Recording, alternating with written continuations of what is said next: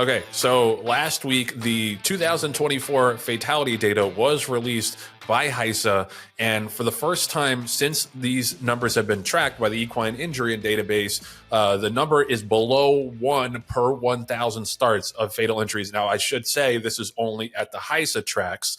The tracks that are under HISA's purview. I believe the tracks that are not under HISA's purview in Louisiana and West Virginia and Texas, the number is significantly higher, but those numbers were not released in this report. So we'll go with the numbers that were in this report, and it's a huge, huge accomplishment to get under 1 per 1,000 starts. And I said this on Twitter, and it remains true that I remember a handful of years ago, we were talking about this on our old podcast with Bill Finley, and I think we were saying like 1 in 1,000 is probably the best realistically that we can do. And now, not only have we done better than that, but I think there's no reason that we can't continue to do better. Right. The only reason maybe being if HISA gets struck down in the Supreme Court ruling this summer, but that's looking slightly less likely than it did about 6 months ago. So we'll hope to stay on this path going forward. I think there also is a lot of credit to be given to trainers and veterinarians who have been able to be nimble and adjust and be flexible and change their programs and be more open to veterinary intervention and more open to regulatory oversight. Now, I know there's been some bumps along the way. Maybe some people got caught up in the crosshairs that, did not do anything nefarious.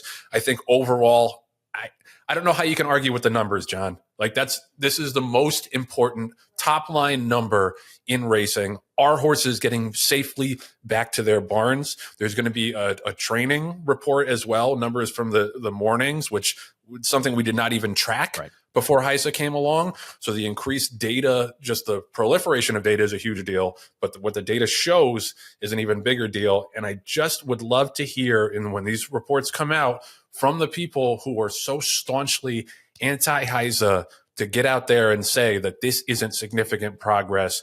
There's a lot of bad and scary headlines in racing these days, but this is something that everybody should be shouting from the rooftops and championing is, look, we have made such significant progress in keeping our horses safe. We have dedicated ourselves to this as an industry, and here are the results.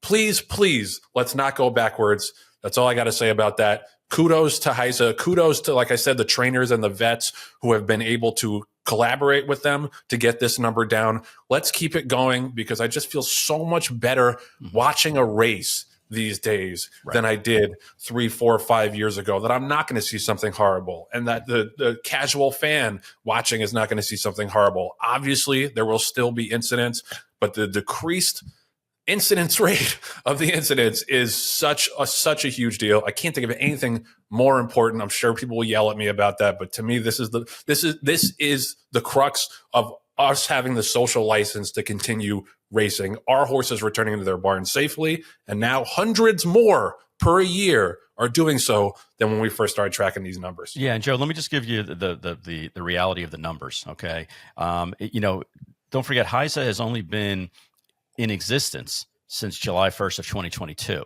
So, so it was implemented, the HISA safety program was implemented July 1st, 2022, and the anti-doping medication control program was implemented almost a year later at the end of May in 23. So let's say for the most part that the protocols and programs have been in place for a year and a half, 20 months or so. In 2024, 99.91% of starts did not result in a fatality. Just let that sink in for a second. 99.9 times the gate opens, all the horses come back safely. From January 1st through January 31st of 2024, 47 racetracks across 19 states operating under HISA's purview, like you mentioned, had a racing fatality rate of 0.9 per thousand starts, which is a decrease of 27% since HISA implemented their protocols in 2023. Let that sink in for a second. So we've decreased, again, anything more than one is not acceptable. We want to keep moving forward to make sure every horse returns home safely. Okay, we're all in agreement with that. But to improve your numbers by 27%, And that's just for the HISA regulated tracks. When you compare it to non-HISA related, it's astronomical, the difference. So I think that the proof is in the pudding. And yes, there's been some bumps, and yes, there's been some protocols that need to be changed and reviewed and discussed, and that has certainly been happening as well. But the numbers in this case really don't lie, and I'm proud to be associated with HISA. When they report these numbers, especially when it comes to the athletes that are performing and training. And Joe, you and I were talking also pre-show that there was another story as well, HISA-related story about a veterinarian who was stationed primarily at Penn National, and basically in a sweeping move, HISA came in after months and months of review and found that Dr. Alan Post-Bonnell allegedly conspired with trainers to administer intra-articular injections to the joints of covered horses without utilizing the protocols in place. And what that means basically is, I think it was 13 trainers and this one veterinarian are now under severe scrutiny, and possible. Some of them have been suspended. Some of them are pending suspensions, and some of them because of like an administrative kind of quirky timing issue between HIWU and HISA as to when the activities occurred and who was actually in charge at that point of policing this. Some names haven't been released yet, but will be in the coming weeks. But it's a big deal. It's a really big deal that this veteran trainer, he was 81 years old. They came in and found that he was doing all of these illegal, prohibited injections to these covered horses. And Joe, it is going to span, I think it was like 100 unique horses, and over 200 races now are going to be impacted as far as horses that are going to be disqualified, horses monies that are going to have to be given back and reallocated. And it's just, again, is it the most spotlighted trainer and veterinarians of the industry? No, it's not. But it's a really good start, as they say, in the old joke, what do you call a thousand attorneys at the bottom of the ocean? A good start. This is a good start, and a really signature position. I feel that HISA and HIWU came in. They did their analysis. They did their investigative stories. They interviewed Dr. Post. I keep wanting to call him Dr. Post-Bail, but Dr. Post-Bonnell.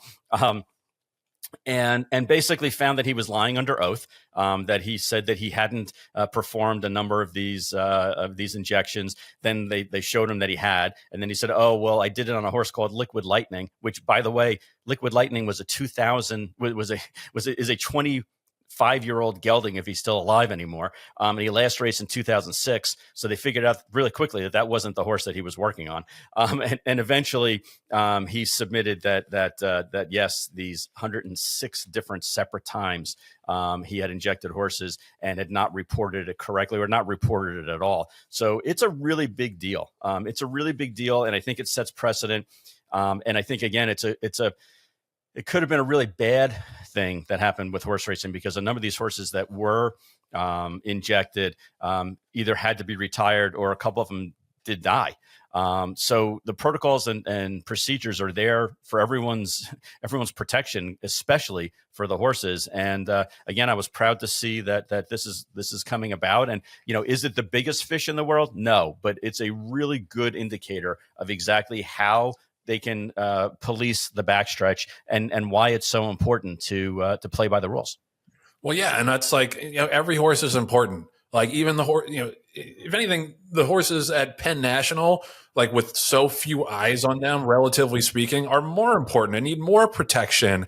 And there's a real world impact of that. You alluded to it. And from the press release from HISA, it says HISA has verified that of the more than 100 unique horses alleged to have breezed or raced in violation of HISA's intra-articular stand down times, 30% never raced again, strongly suggesting these injections were used to mask pain. Approximately 10% were observed to be lame post-race by a reg vet, and 3 horses were euthanized as a direct result of injuries sustained in those races. So this has a real world impact, and it ties back to the fatality numbers that they released. Like, I want people to realize that, like, there's this like kind of this theme and this feeling of people and some people in racing where it's like, oh, it's just more big government overreach, like wanting to, snatch up the small guy and ruin my business and blah, blah, blah. And I'm not saying that they haven't made missteps and people have not gotten hurt. I think that has happened from time to time. But I'm telling you, you get on these meetings and the people there only have one thing that is in their sights, and that's their objective, and that's to have a cleaner game and to keep the horses safe. I'm telling you, these people are in it for the right reasons, and now the data is starting to prove that. And I don't want to completely just credit HISA, because again, there's trainers, there's horsemen, there's veterinarians who have had to change the way they do business, who have done it in the betterment of the horse. I also want to particularly shout out the California racing. I think Santa Anita and Del Mar. Santa Anita's done like a total 180 from where they were back in 2019. And they were starting that before HISA came around. But you got to have the cop on the beat who's able to do these things like the investigation and the bust at Penn National, because otherwise there's really no one in an organized fashion to advocate for these horses. And now we have that. And I hope that we stay on this path, because this is, like I said, this is the most important thing we can do, is keep the animals safe and tell the public that we do everything in our power to keep them safe when they're racing.